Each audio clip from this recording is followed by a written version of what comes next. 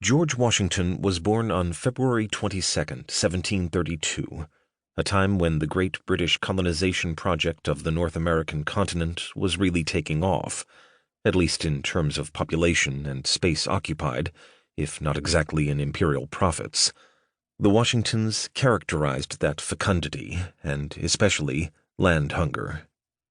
They were fourth-generation transplants, solid but definitely lower-rung members of the gentry class that ran things in Virginia, and by extension across the British Empire. The original American Washington, John, came over in 1657, and was sufficiently land-hungry to be remembered by nearby Indians as Conotucarius, roughly translated as devourer of villages.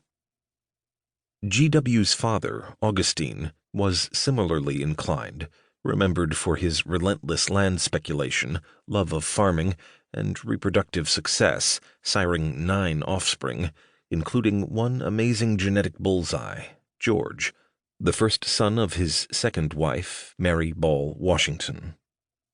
There is no record of Augustine having had any inkling that he really nailed it with young George, or much of anything about their interaction.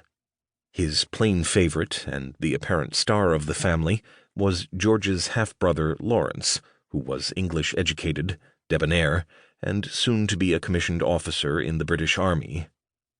He must have seemed like a shimmering image of success to little G.W., 14 years his junior, and he was. For if it was George, not Lawrence, who was destined to prove the family's rocket to the top, it was the older brother, not the father, who undeniably acted as the first stage.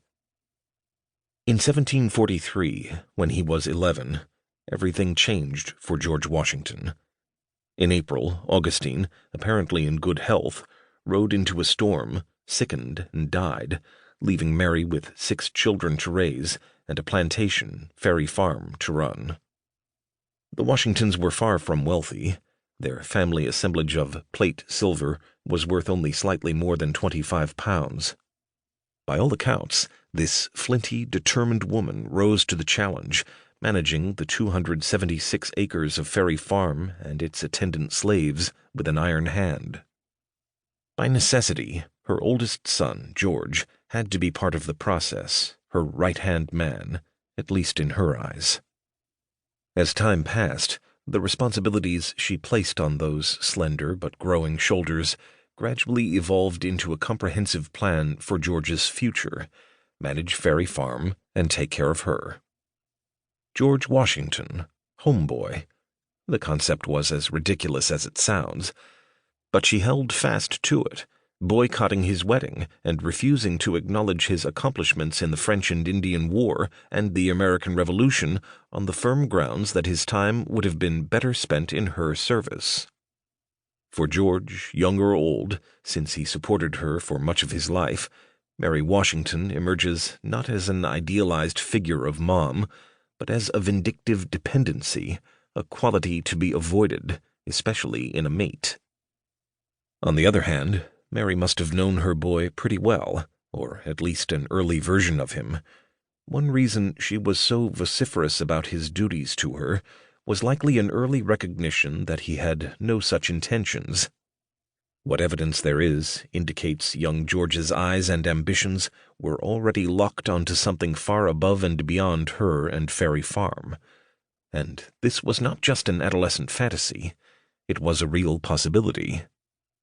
There had been a stunning turn for the better in the fortunes of the Washington clan, and in particular Lawrence's. When Britain and imperial rival Spain were drawn into conflict, today graphically remembered as the War of Jenkins' Ear, Lawrence had secured one of 88 blank King's commissions and participated in the notoriously futile and disease-ridden siege of Cartagena, where malaria and yellow fever killed 10,000 of the 14,000 British. By the time the fiasco was called off in 1742, Lawrence had distinguished himself in a skirmish and had had the good fortune to command Marines kept in ships offshore, largely away from contagion. He returned to Virginia more or less a war hero. He would name Mount Vernon, which he owned before George, after his admiral, maybe to celebrate his good luck. And it only got better, for single Lawrence promptly struck the matrimonial jackpot.